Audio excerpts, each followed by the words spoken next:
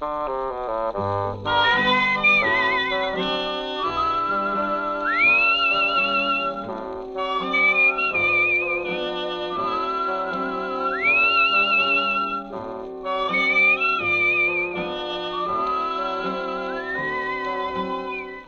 Dick Powell as Richard Diamond, private detective.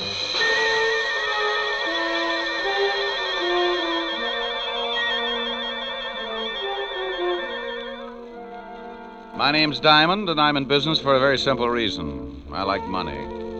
Oh, sure, I could do better, but I don't believe in straining myself. I might make a few bucks more, but so what? You work harder, your back gets weaker, and you take that extra couple of bucks and spend it for a brace to keep you from folding in the middle. No, I got a little one-room office that leans out over Broadway, and I'm very happy. Sometimes I get a case that lasts a week, $100 a day in expenses, and I make enough to pay the rent. Take my girl Helen Asher to dinner a couple of times and rest my feet on the desk like a prosperous businessman. I'm in partnership with a shill called Human Nature. And with him on my side, it just figures that people are going to get in trouble. Like the character who's ringing the doorbell of an apartment on the east side. He's built just right for more trouble than he can handle.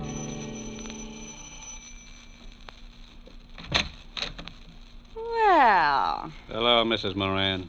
you say that like you're really glad to see me. I'll let you know as soon as we can talk business.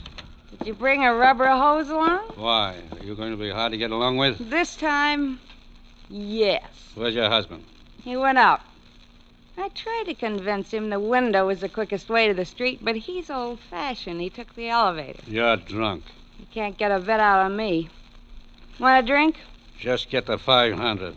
I don't want to be around when your old man gets back. You couldn't afford that, could you? No, and I don't think you could either, baby. Now let's stop playing games, Mrs. Moran. I've got a big, fat surprise for you, Mac. Keep it in small bills. Now, isn't that funny? That's your surprise. Yeah? Yeah. You don't get the money. You get something else. Stop yelling. You'll have the whole building up here in a minute. They'll be up anyway, Mac. A gunshot makes people curious. Now, wait a minute. You don't have to pull a gun. I don't have to do anything. And I'm breaking myself of one habit right now.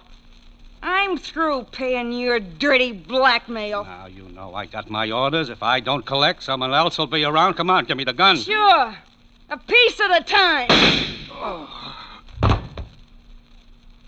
I need a drink.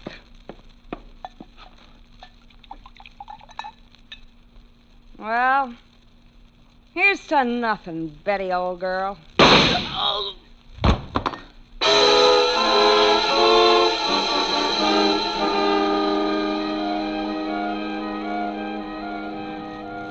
Extra, extra, read all about it. Mac Grayson shot to death in blackmail plot. Socialite Betty Moran kills gangster, then takes own life.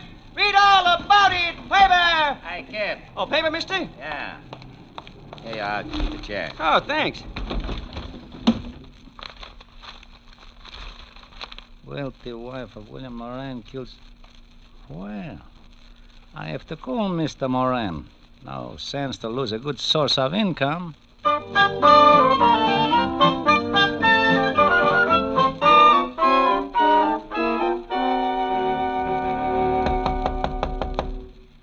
Yeah, come in. Mr. Diamond? Over here. Oh, this clothesline, I couldn't see you. You always do your laundry in your office? Free soap. Pull up a chair, Mr. Moran. William Moran. Oh. Nice pair of Argyles. One of my old clients. Sends them down from Sing Sing. Have you read the morning papers, Mr. Diamond? I haven't had time. Took some throw rugs down to the laundromat before I started on the socks. My wife died last night. What did you eat for breakfast? Why, pancakes and eggs? Why? You must eat a whole pig when you're not in mourning. How did she die? She was shot to death. Couldn't she get two people for a pyramid club? She was being blackmailed. It's usually the other way around. The victim shoots the blackmailer. And she did that. His name was Mac Grayson. Hmm? I want you to find the other man behind this blackmail ring. Oh, what makes you think there was more than one? I received an anonymous phone call this morning. It was from a man who said he was a friend of Mac Grayson. He made it perfectly clear that he was going to continue with the blackmail. You know what they had on your wife? She was a very wealthy woman, Mr. Diamond. Before she married me, she was rather wild.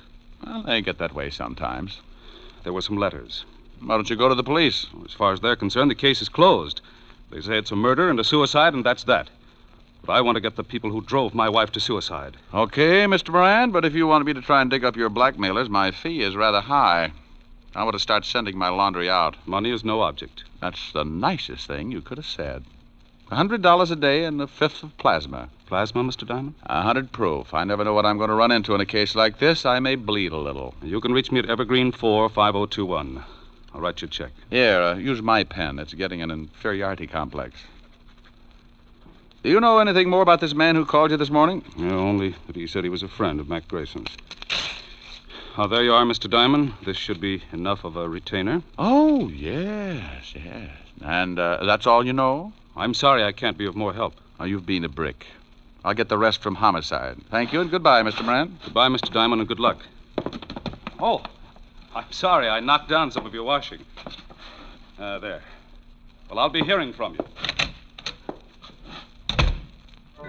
Well, that's the way it goes.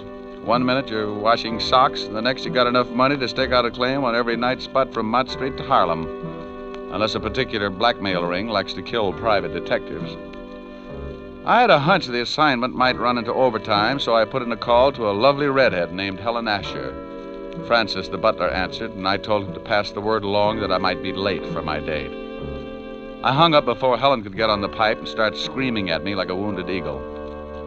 I locked the office, went down to 5th Precinct, and an old friend, Lieutenant Levinson. He was in charge of the homicide detail and could tell me about the late Mrs. Moran and her victim. When I walked in, Sergeant Otis was polishing his billy.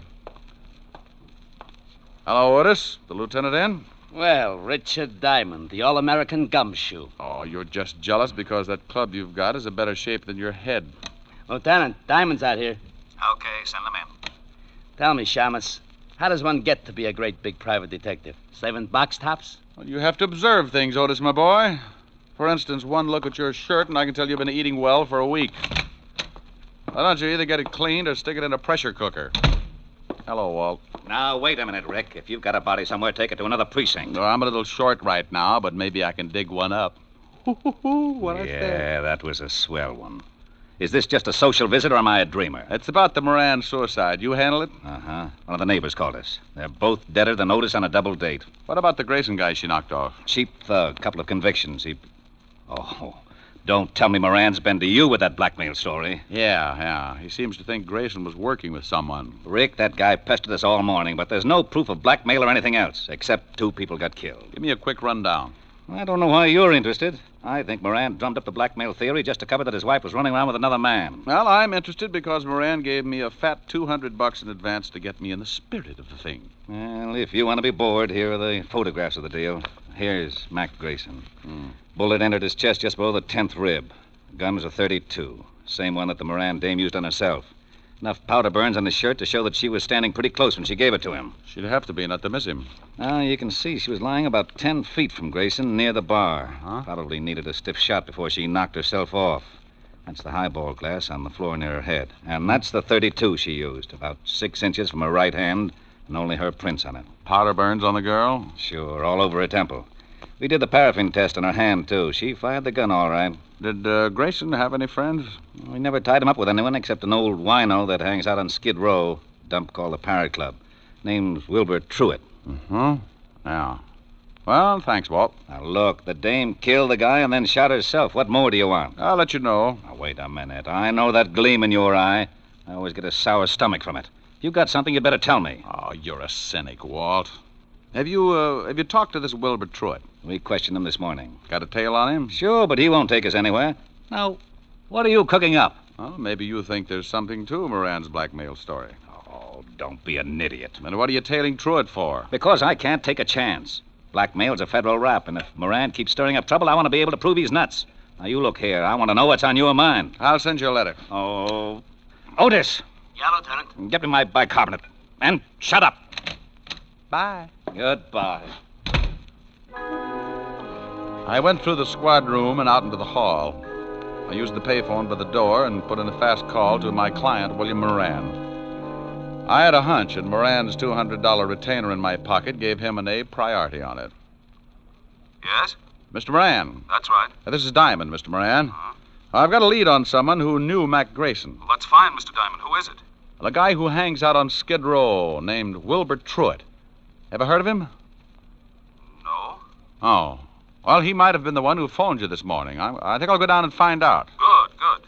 You'll keep in touch, won't you? Oh, as long as I'm on the case. Goodbye, Mr. Moran.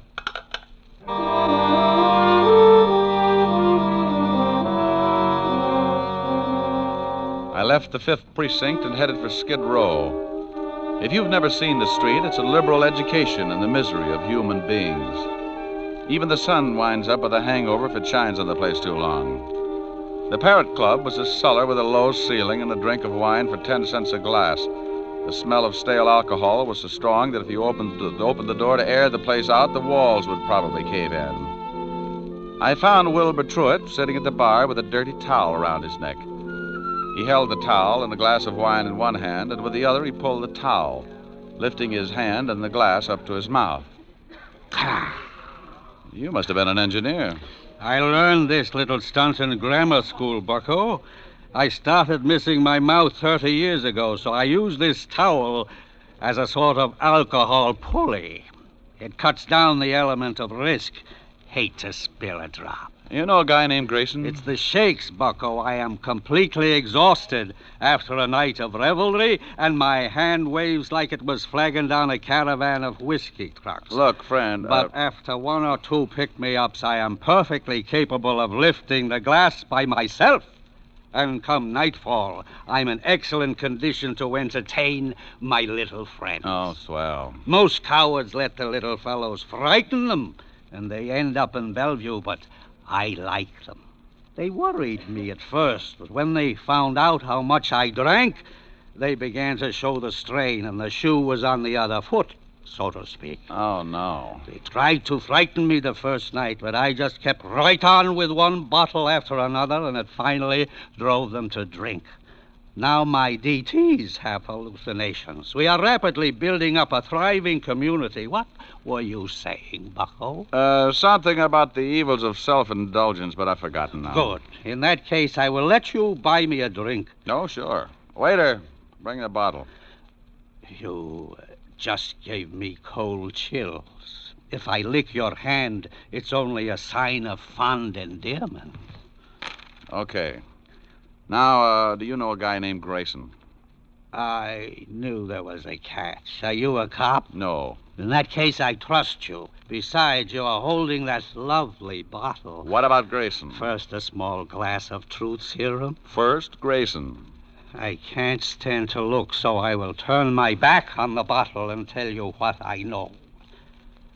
Mr. Mac Grayson, a very unsavory character who reached a sudden demise last evening, dealt in smutty pasts and made them pay off by milking his victims. He has only one friend, a Mr. Leo Fink. Now, please, I'm beginning to spit out wads of cotton. Where does this Fink live? Oh, you are indeed a heartless rogue. I was once. You aren't by any chance a spy from the Purity League? You get the bottle when I find out where Leo Fink lives. 1120 2nd Avenue now, please. Now, here you are. Don't struggle with the cork, bucko. I have just acquired the strength of an uncropped Samson. And as I gaze upon this ruby goblet, I am reminded of the fact that you are not the first to come seeking the whereabouts of one Leo Fink. Huh? Play it back in English. A thug with the disagreeable habit of twisting my ascot approached me not 10 minutes before you came in seeking the same information. Did you give it to him? I had to.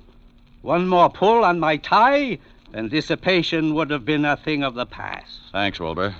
Here, buy yourself another jug. Oh, bless you. And good morrow, cousin. Here's to my love. Oh, true apothecary. Thy drugs are quick. Thus, with a kiss, I die.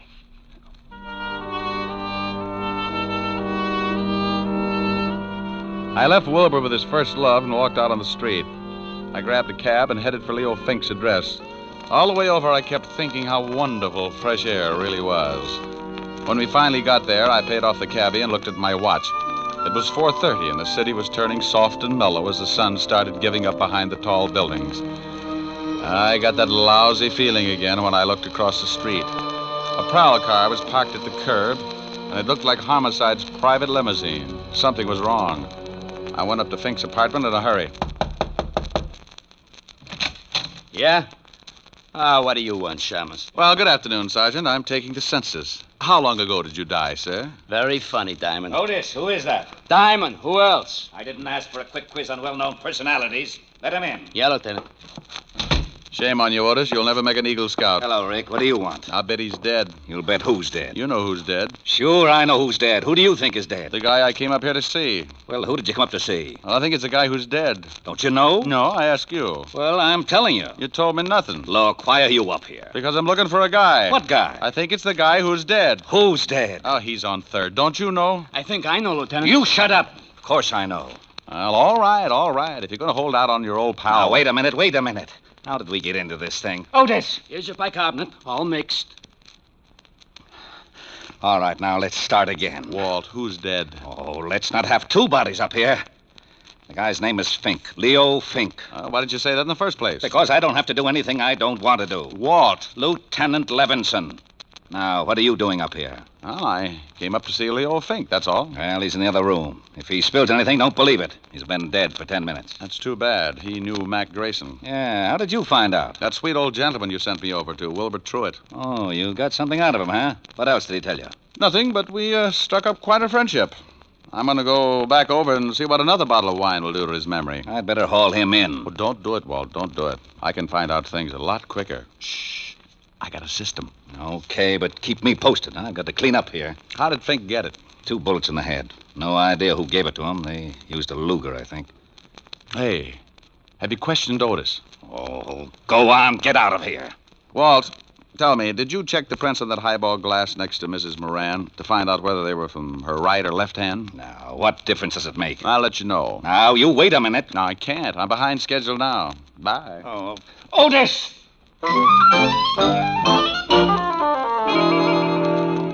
I went downstairs in a hurry and started back to Skid Row and Wilbur Truitt. I turned a corner and had a quick change of heart. That's far enough, Shamus. Wow. Well, look what I picked up. All right, get into this alley. Now, why don't you put that cannon away? It shows up like a pair of gums at a dentist convention. Turn around and get going. I can run if it would help. Take your time. You haven't got too much of it left. Stop nudging. You got a cold barrel. Don't you like it? No, but it helps. A lesson in the manly art of self-defense. Next time, don't get so close with a gun. Well, what do you know? A Luger. Okay, so I'm a Butterfingers.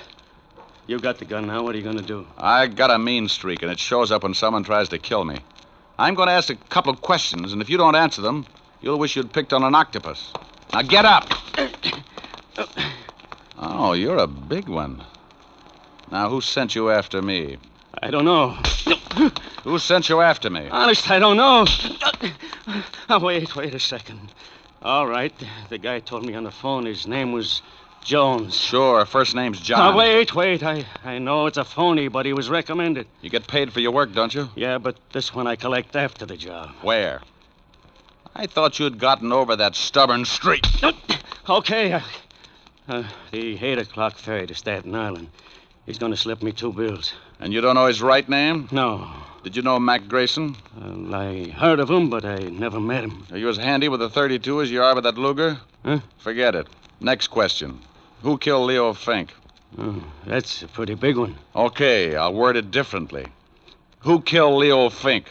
I'll take the beating. Yeah. Well, I got a hunch this Luger of yours will check with ballistics. Come on. Homicide's still up in Fink's apartment. No, it's... What did you say?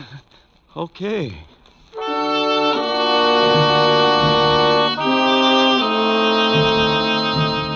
I hustled Louis up to Walt and left him handcuffed to Sergeant Otis. They deserved each other. Louis said he was going to be paid off at 8 o'clock, and my watch said it was 7:15. That gave me 45 minutes to check at Homicide and still catch the ferry to Staten Island. The fingerprint man at the 5th Precinct put the prints from the highball glass under a microscope and told me what I wanted to know. My hunch had been right. So I grabbed a cab, and 20 minutes later, I was paying for my ticket at the ferry landing. A thick, wet fog was beginning to roll in off the river, and by 8 o'clock, it was hard to even see your watch. Someone was playing a piano in the lounge as the ferry began to move slowly across the river.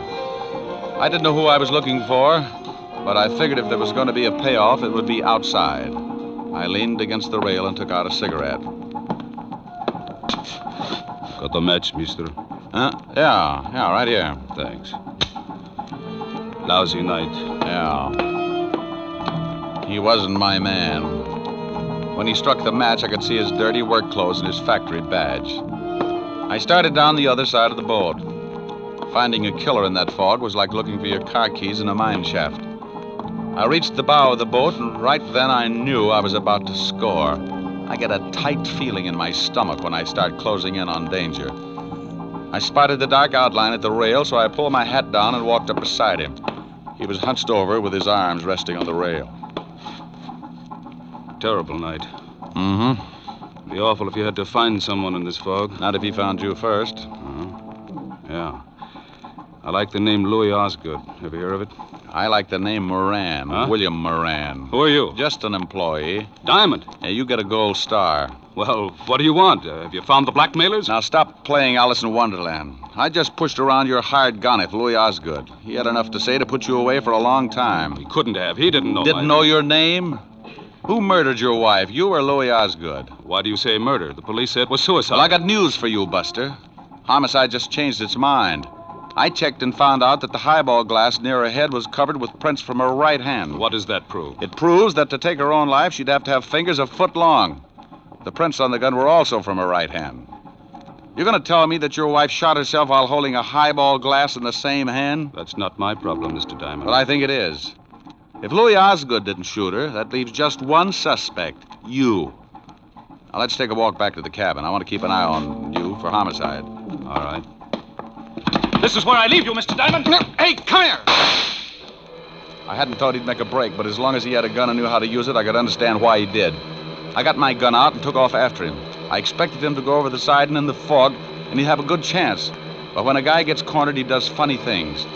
I never would have spotted him, but he threw open a door and framed himself in the light from the inside. I must have caught him because I saw him start to fold and stagger through the door. I took my time getting there. A wounded man with a gun can get pretty mean sometimes. The door swung back and forth with the motion of the boat, and I could hear the sound of the engines. He'd gone down in the engine room, so I dropped to my knees and went in after him. A long, polished ladder led down to the big diesels below, and I knew I'd hit him with the first shot because there was a bright red trail of blood leading down the ladder and behind the churning machinery. Moran! Oh, Moran, come on out! You can't get out of here. Come and get me, Diamond. I don't like being slapped around, and I'm going to see that you get yours. He was somewhere off to my left and keeping himself hidden. A catwalk circled the engine room, so I pulled an old stunt. I took a wrench off the wall and tossed it down the metal ladder. I watched for his gun flashes, and when I spotted his position, I got down on my stomach and crawled along the catwalk until I was directly over his head. He was sitting in a lot of blood, and he didn't look like he had long to go. Come on, Diamond. I know you're down here. Surprise. Look at the birdie. What? Don't try it.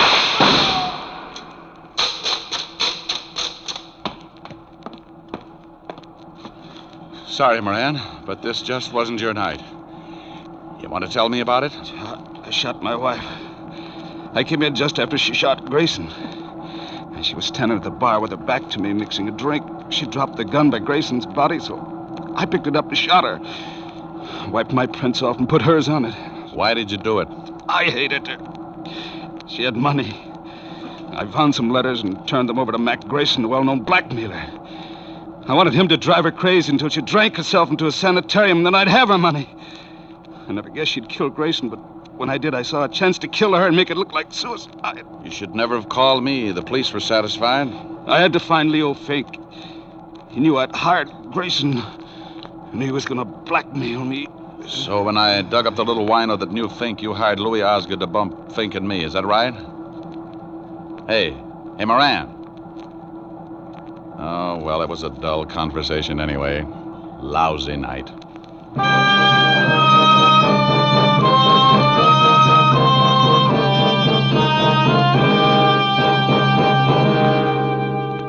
The captain came and helped me carry him up to the deck.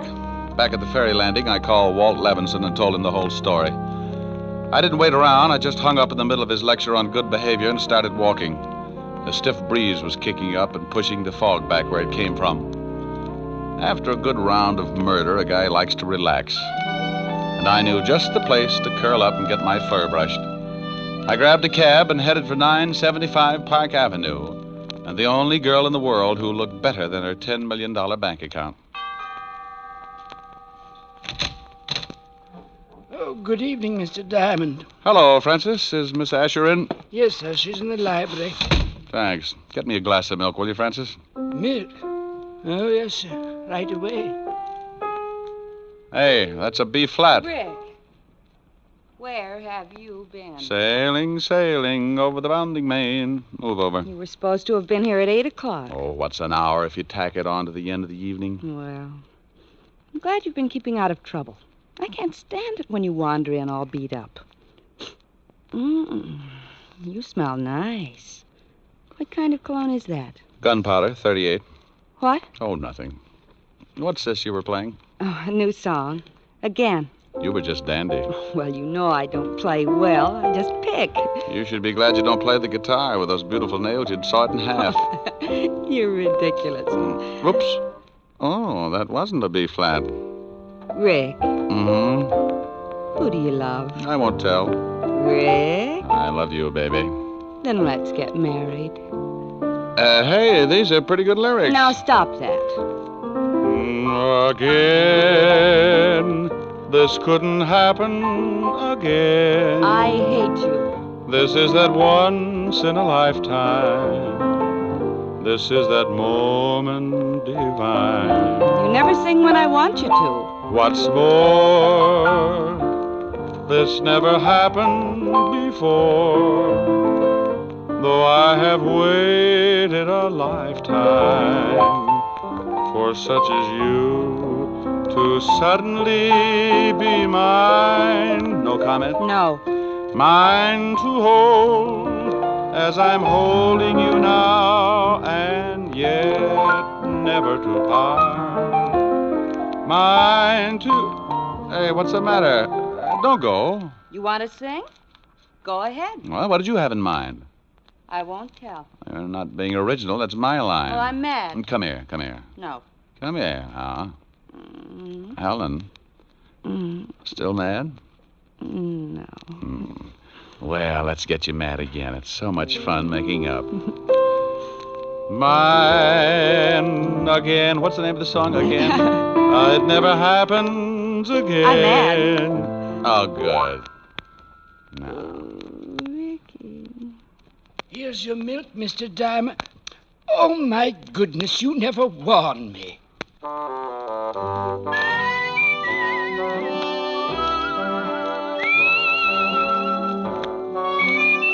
You have just heard Richard Diamond, Private Detective, starring Dick Powell. Helen was played by Virginia Gregg, Lieutenant Levinson by Ed Begley. Also in our cast were Wilms Herbert, Tal Avery, Herbert Butterfield, and Jack Petruzzi. Music was under the direction of David Baskerville. Richard Diamond is written by Blake Edwards and directed by William P. Rousseau. Now, this is Eddie King inviting you to be with us again at the same time next week, when we will again bring you Dick Powell as Richard Diamond, Private Detective.